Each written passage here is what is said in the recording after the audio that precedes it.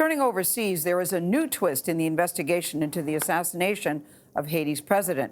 CBS News has learned a Haitian American arrested in the killing had worked as a confidential informant to the DEA. Now, during last week's attack at the president's home, gunmen could be heard announcing themselves as DEA agents. But the DEA says the gunmen were not acting on its behalf. Mola Lenghi's in Haiti, that's the capital Port-au-Prince, where there's rising fear. Mola, good morning to you. Well, good morning. Haiti is a country on edge this morning as a political vacuum threatens to destabilize an already unstable nation. Haitians we spoke to say everyone is scared, no one feels safe. Outside the U.S. Embassy in Port-au-Prince, a mad rush to leave and immigrate to the U.S. Chants of Joe Biden rang through the crowd, most holding their passports. We spoke to Minoche Mistador, a mother from Miami, desperate to get her 14-year-old son to America.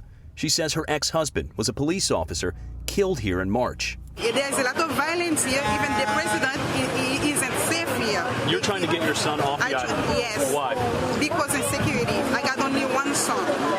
So I don't want one day so they kidnap him or they kill him. Anything could be happening to him. We went and saw the remains of one building at the center of the investigation into President Jovenel Moïse's assassination. You can still see the bullet holes. This is where the alleged gunman exchanged fire with police after an intense manhunt just down the street from where President Moïse was shot and killed in his private home. Less than a mile away, outside the president's compound, security forces in camo protected the perimeter. This is as far as we could get.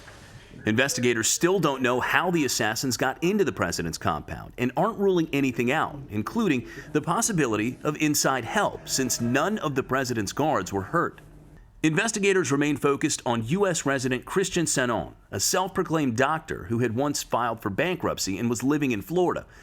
The Haitian National Police chief alleges Sanon was in contact with a Florida-based security firm called CTU Security that he says recruited at least some of the 26 Colombians involved in the attack, and said Sanon planned to take over as president himself. Most suspects were arrested, including 2 Haitian Americans who said they were hired as translators.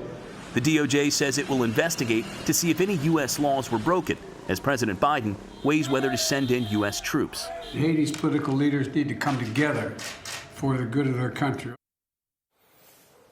We see here at the president's compound where he was assassinated, security still here on guard. And we reached out to CTU Security, that firm in Florida. We have not heard back from them. We should mention that Sanon was arrested here in Haiti, but those who knew him well told the Associated Press they believed that he was duped by the real masterminds of this assassination. Anthony? Mola Lenghi reporting from Haiti. Thank you, Mola.